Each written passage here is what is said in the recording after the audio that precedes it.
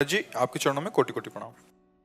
महाराज जी, हमारे पिता 2009 में पधार गए थे। महाराज जी, पिता किसी एक डिपार्टमेंट का नाम लिखा है। अधर्म की कमाई, रिश्वत आदि से हमारा पालन पोषण हुआ। मकान जिसमें हम रहते हैं उससे भी उसी पैसे से बनाया। उनकी इस गलती का परिणाम ये हुआ कि पूरे परिवार को भोगना पड़ा। माता जी का स्वास्थ्य बिगड़ गया, छोटा भाई नशे में चले गया और उसकी पधार गया। और कहते हैं उस मकान में रहना चाहिए क्या, उसकी गलती का परिणाम हमें भी भोगना पड़ेगा। हमारी बुद्धि गलत मार्ग पर ना चली जाए महाराज जी, हमें भयभीत हो। हाँ, अब नाम जप कीजिए और खूब नाम कीर्तन कीजिए। जड़ वस्तु है मकान, उसको हम पवित्र कर सकते हैं। पिता ने गलत किया तो जो कुछ परिणाम उनको भोगने को मिला, परिवार को मिला। अब नाम कीर्तन, भगवान की कथा वार्ता, भगवान की आरती पूजा, शंखनाद, अगरबत्ती, धूप बत्ती का धुआं, तो पूरा मकान पवित्र हो जाएगा। गंगा यमुना जल छिड़क दे, कभी किसी संत महात्मा को बुलाकर बैठाल के पवा दे, उनकी जूठन गिरे, घर पवित्र हो जाएगा। और आगे आपके द्वारा गलती नहीं होनी चाहिए। महाराज जी, आपके सत्संग और आपके मार्गदर्शन के द्वारा यही समझ में आया है कि अब जो हो गया उसको तो बदला नहीं जा सकता। हाँ। लेकिन हम अब अपने भोग के लिए ना उस पैसे को इस्तेमाल करें, ज्यादा से ज्यादा सेवा में उस पैसे को दें।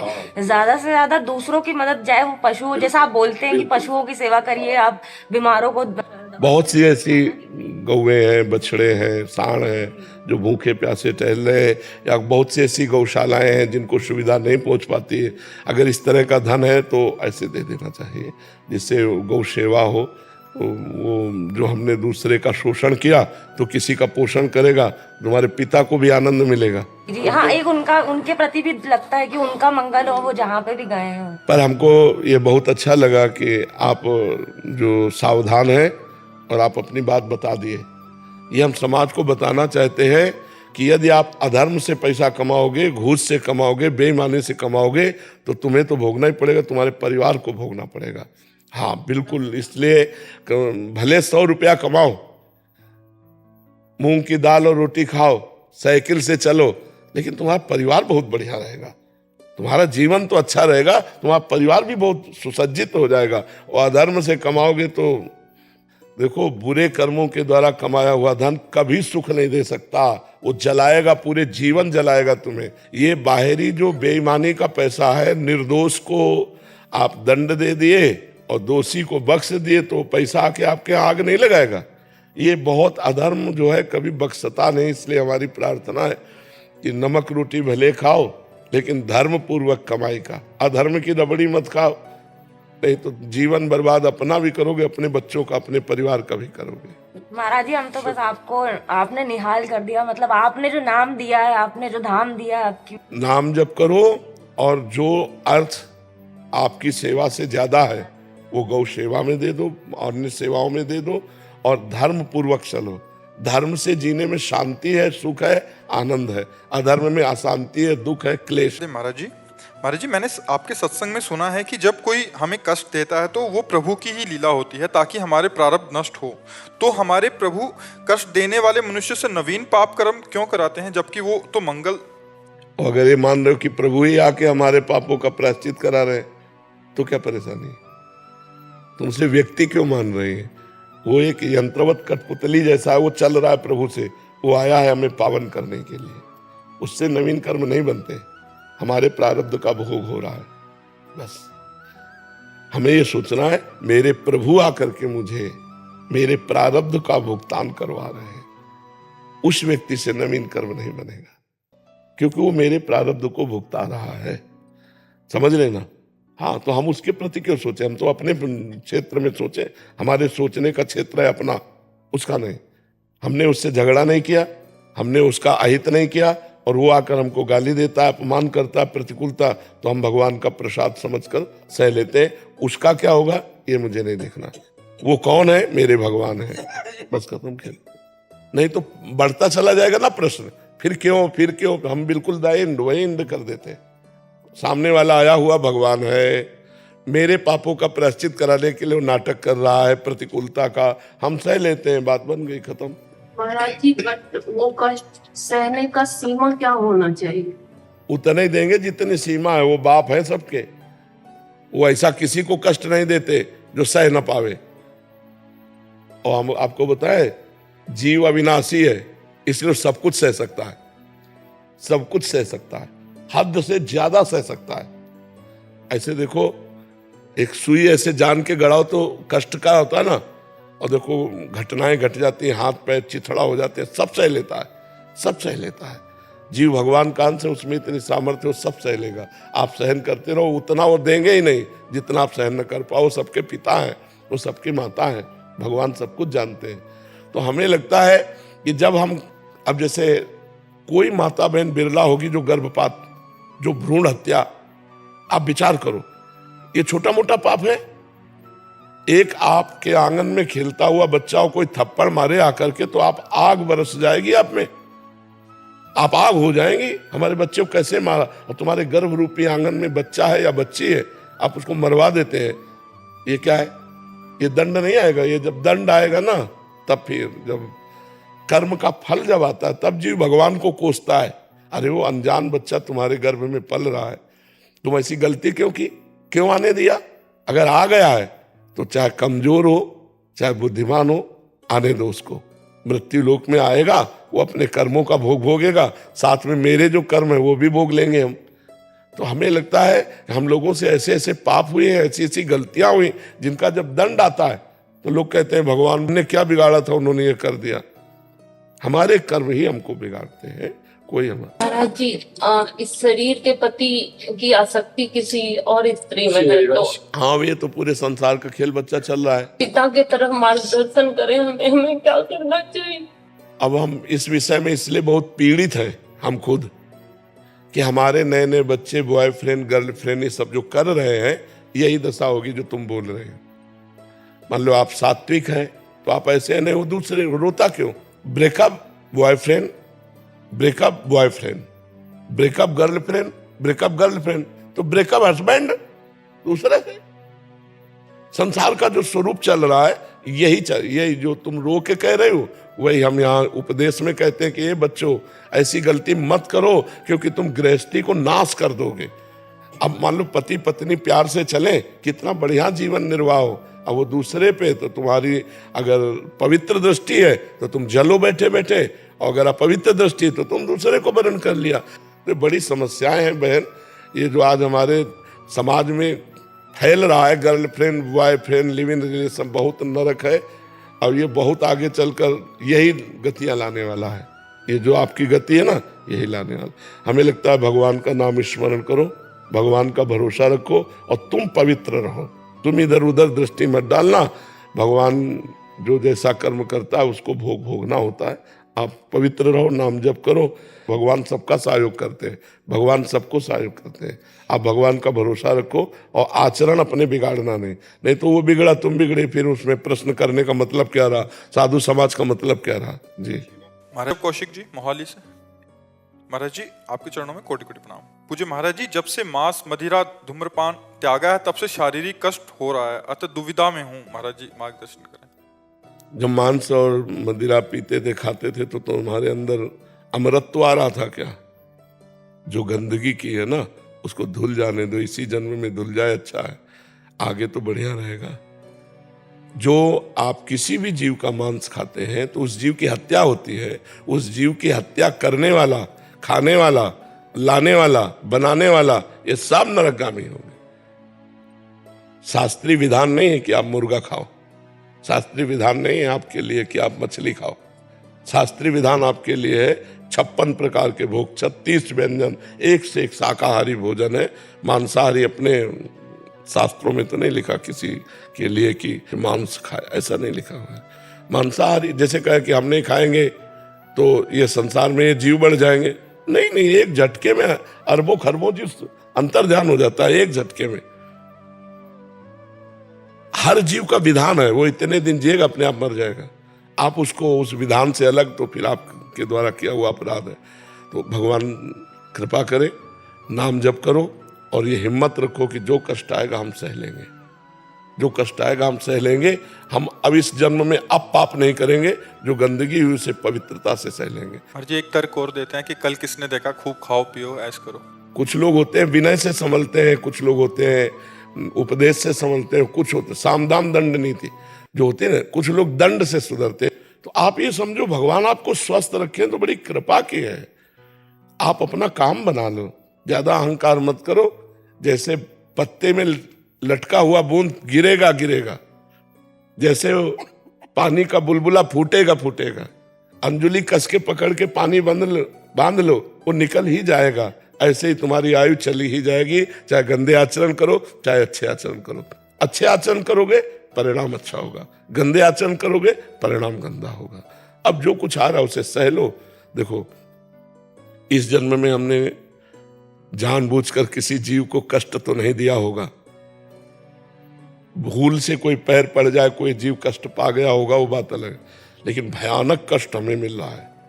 अब ये किसी जन्म का पाप है स्टॉक, बोले देखा जाएगा आगे। तो को भगवान की शरण में है तो न रुपये की चिंता है, न दवा की चिंता है, न जीने की चिंता है, न मरने की चिंता है। नहीं, यही चिंताएं हमें मार देती। नहीं, भगवान की शरण में, इसलिए सह जाओ। महाराज जी राधा रानी के चरणों में आ गए हैं जी। हाँ बिल्कुल, अब सह जाओ। नहीं, वो मस्ती ठीक नहीं, जो कल हमको हानि दे वो मस्ती ठीक नहीं। अंकिता जी मेरठ से। राधा वल्लभ श्रीहरिवंश महाराज जी।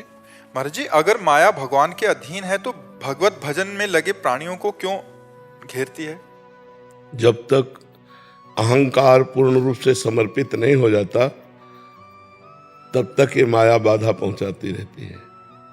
और जब अहंकार भगवान के चरणों में समर्पित हो जाता है तो माया बाधा नहीं, माता की तरह दुलार करती है। भक्तों के जीवन में दो पक्ष होते हैं। एक होता है जब तक अहंकार शेष रहता है तब तक परीक्षा होती रहती है, और जब अहंकार पूर्ण समर्पित हो जाता है तो गोद में ले लेते हैं।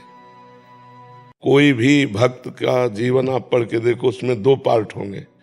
एक होगा उनकी कड़ी परीक्षा और एक होगा उनका फला फूला जीवन, बड़ा आनंदमय जीवन, बड़ा प्रकाशमय जीवन। तो अहंकार जब तक बना रहता है तब तक ये माया फिर प्रश्न करती है। जैसे देवऋषि नारद जी भक्त है, एक बार उनको अहंकार हो मैं काम विजयी हूँ, तो भगवान ने रचना रच दी, फिर वो बड़े विचित्र दशा हुई, कथा कई बार सुना चुके हैं। तो जब भक्त के हृदय में अहंकार रहता है तब माया का प्रभाव रहता है, और जहाँ अहंकार रहित हुआ तो भक्ति ही भक्ति है, माया है नहीं। अहंकार चाहे अभी समर्पित कर दो, चाहे पीट के समर्पित कर देना, समर्पित हुए बिना माया पीटती रहेगी। काम क्रोध लोभ मोह मद मत्सर ये अहंकार में ही आते हैं, अहंकार रहित हृदय में नहीं। तो भक्तों को सताती कहाँ, हमें बताओ कहाँ सता रही? जी कभी भजन में बहुत मन लगता है, बहुत अच्छे से भजन होता है, मन शांत होता है, फिर धीरे धीरे परिस्थिति बस किसी कारण बस भजन कम होने लगता है। अगर भजन कम हो तो भक्त किस बात का? हमें बात बताओ। हमें सबसे अच्छे प्यारे भगवान लगे और सबसे बड़े भगवान लगे और सबसे महत्वशील भगवान लगे, तो अब हमका कौन सी ऐसी वस्तु व्यक्ति स्थान है जो भगवान से अलग कर दे? कमी हमारी है। हमने भगवान को इतने नीचे स्थान पर रखा है, और भक्त कहलाते हैं अपने को, कि अगर अच्छा भोजन मिल जाए तो भगवान को छोड़ देंगे।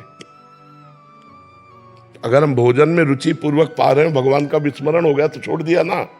छोटे से किसी घटना में भगवान को छोड़ देंगे, किसी व्यक्ति से बात करने में भगवान को छोड़ देंगे, तो हमने भगवान को पकड़ा कहाँ है? त्रिभुवन की राज्य लक्ष्मी देने पर भी जो आधे पल के लिए भगवान को ना भूले उसे भगवत भक्त कहते हैं। त्रिभुवन की राज्य, तो अभी भक्त कहाँ हुए? ये हमारी मना स्थिति है कि हम भगवान को बहुत नीचे स्थान पे रखें। अब हमें बताओ, इस बात को चिंतन करके बताओ। कोई व्यक्ति मिला, उससे बात के भगवान को भूल गए, तो व्यक्ति श्रेष्ठ हो गया ना, भगवान हल्के हो गए ना। भोजन अच्छा मिला, भगवान को भूल गए, भोजन श्रेष्ठ हुआ ना, भगवान हल्के हो गए ना, भगवान उससे नीचे हो गए ना। कुछ रुपया पैसा लेन देन खान पान भोग सुख सामग्री, जब ब्रह्मादिक के भोग सब विश्वम लागत ताई, नारायण ब्रजचंद की लगन लगी है जाए। त्रिभुवन का कोई भोग कोई सुख भगवान का विस्मरण ना कराए तो उसे भक्त कहते हैं। अब बोलो ऐसे भक्त पर क्या परेशानी है? महाराज जी गृहस्थ जीवन में अगर किसी भोजन बनाते वक्त या अतिथि के आ जाने पर, गोपियों को जानते हो क्यों महापुरुष कहा गया? गोपियों को बड़े बड़े संत बड़े बड़े परमहंस उनकी चरण वंदना, कि वो हर कार्य में भगवान का स्मरण करती थी। हम रोटी बना रहे हैं, कृष्ण कृष्ण कृष्ण कृष्ण राधा राधा राधा राधा, क्या परेशानी? हम परोस रहे हैं, सामने भगवान देख रहे हैं, अपने रिश्तेदार अपने अतिथि अपने परिवारजनों को बड़े प्यार से पवा रहे हैं, प्रभु इस रूप में पा रहे हैं राधा। अंदर चल रहा, क्या परेशानी? महत्व बुद्धि ना होने के कारण। महाराज जी अभी ऐप में जैसे रिमाइंडर आ गया 15 मिनट पे, तो महाराज जी अगर 15 मिनट ये क्या होता है? राधा नाम का रिमाइंडर लगा दिया कि जैसे आप कहते हैं ना 5-5 मिनट में नाम जप करें, तो एक करता मोबाइल ऐप में हमने वो डाल दिया है। अच्छा। महाराज जी 15 मिनट आपकी बोलता है। आवाज में वो राधा मतलब श्री हरिवंश हर 15 हाँ, तो वो जुड़े रहे। अगर हमारी एक इंद्री जुड़ी ना, श्रवण इंद्री, तो भी हम जुड़े हैं, प्रभु से जुड़े हैं, और ये निरंतरता चलती रहेगी तो कोई माया नहीं। महाराज जी पूरा प्रयास करते हैं कि बस अभी नाम जप ही करना, नाम जप करना, कि हाँ हर श्वास के साथ में नाम जप करना है। देखो बच्चा, हम समझ रहे हैं तुम्हारी बात, क्योंकि ये प्रश्न तुम्हारा नहीं, लाखों का प्रश्न है। ये लाखों का प्रश्न है कि हम प्रयास करते हैं लेकिन असफल रहते हैं। क्यों? क्योंकि अभी नाम में हमारी उतनी महत्व बुद्धि नहीं है बच्चा। हमारी जो भोगों में महत्व बुद्धि है, हम जहां छूट दे देते हैं, जहां सुख बुद्धि कर लेते हैं, वहां हमारा मन जाएगा, और जहां बिल्कुल कि नहीं, तो आज तक नहीं गया। नहीं तो चिंतन कैसे हो गया? चिंतन ही नहीं होगा। तो हमारा महत्व बुद्धि भगवान में, भजन में उतनी नहीं है, इसीलिए हमारा मन, प्रयास हम करते हैं, लेकिन जहां जहां सुख बुद्धि है वहां वहां मन जाता है, तत्काल अपहरण कर लेता है। तो हमें लगता है कि हम धीरे धीरे अभ्यास बढ़ाते रहें तो हमारा मन भोगों से, जब तक भगवान को हम महान नहीं मानेंगे तब तक निरंतर भजन नहीं होगा। तो ऐसे ही हमारा जो मन, हम कहते हैं कि हम बहुत प्रयास किए भजन का, लेकिन हम निरंतरता नहीं ला रहे, उसका कारण है हमारे मन में और सुख कोई है जो भगवान से बड़ा है। ढूंढ लो आप अंदर। नहीं, भगवान से बड़ा सुख जिस समय कोई नहीं रहेगा, उस समय भजन धुआंधार चलेगा। जैसे कामी नारी प्यारी जिम, लोभी जिम प्रिय दाम, तिम रघुनाथ निरंतर प्रिय लागो मोहि राम। अभी भगवान प्रिय नहीं लग रहे, नहीं तो भजन तो रात दिन अपने आप चलता है, अपने आप होने लगेगा। आपने शरीर का कब भजन किया और शरीर को कब भूले, दोनों बातें मैं बता दूं। शरीर को कब भूले और शरीर का कब भजन किया आपने, दोनों बातें समझ में आ रही ना? ना तो शरीर का भजन किया और ना कभी शरीर को भूले। क्यों? क्योंकि शरीर को प्यार करते हो आप मैं मानकर, बस ऐसे ही भगवान को प्यार कर लो मेरे, तो कभी भूलोगे नहीं, कभी नहीं भूलोगे। जैसे हम सो के उठे, फिर हमें समझना पड़े कि मैं कौन हूं, मैं पुरुष हूं, मैं स्त्री हूं, मैं कहाँ हूं, ऐसा कुछ नहीं। उठे अपने कार्य में थक गए, क्यों? भूले ही नहीं ना। लेकिन भगवान को भूल जाते हैं। यार आधा घंटा से भगवान को भूल गए, क्यों? क्योंकि भगवान अभी शरीर के बराबर प्रिय नहीं है, अभी भोगों के बराबर प्रिय नहीं। ये खूब अंदर की मनन की भी बात हम आपको बता रहे, लिखी पढ़ी बात नहीं। जिस दिन भगवान का स्थान सबसे ऊंचे होगा, उस दिन भगवान का भजन निरंतर होगा, बिना प्रयास के होगा, अनायास होगा। अब ये सत्संग सुनते सुनते संसार के भोगों से राग रहित हो और भगवान को सर्वोच्च स्थान पर रखो, तो हर समय यह जो परे में सहज स्वभाव, श्री हरिवंश नाम रस चाओ, नाव सुदृढ़ भव तरन को, स्वभाव बन जाएगा। राधा राधा श्री हरिवंश, राधा वल्लभ श्री हरिवंश, स्वभाव बन जाएगा। सात्विका पांडे जी, आपके चरणों में कोटि कोटि प्रणाम। महाराज जी, महाराज जी, मृत्यु इस संसार में बिल्कुल सत्य है, हम कैसे इसे प्राकृतिक रूप से दर्द और भयमुक्त बना सकते हैं? नाम जप करो, भगवान की लीला कथा सुनो, भगवान की सेवा करो, जिससे अंतःकरण पवित्र हो, तो ये ज्ञान हो जाए कि मृत्यु है ही नहीं। किसका प्रश्न है? मृत्यु किसकी है ही नहीं। मृत्यु किसी की नहीं है।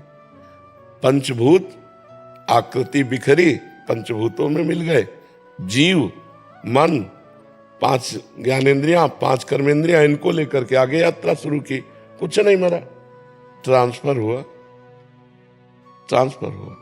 5 तत्व अपने तत्व में मिल गए, जीवात्मा इंद्रिय और मन के साथ आगे निकल गया। मृत्यु किसकी है? हाँ, जो देहाभिमानी जीव है उसको ज्ञान ना होने के कारण देह की भयंकर पीड़ा जब प्राण निकलते हैं उस समय उसे महसूस होती है। तो अगर हम भजन कर लें, भगवान की कृपा प्राप्त कर लें, तो जैसे मतवाले हाथी के गले से छोटी फूलों की माला टूटकर गिर जाए, उसे पता नहीं चलता, ऐसे ही भक्त की जब मृत्यु होती है तो उसे कोई कष्ट नहीं होता। मरने से सब जग डरा, मेरो मन आनंद, कब मरी हो कब भेटी हो पूर्ण परमानंद। मृत्यु कब है? उसको होता है जो अज्ञानी है और जो शरीर आसक्त है और जो भोगों में रत है। जो भगवान में रत है, जो भक्तिमान है, जो ज्ञानी है उसे कष्ट नहीं होता। समझ रहे ना?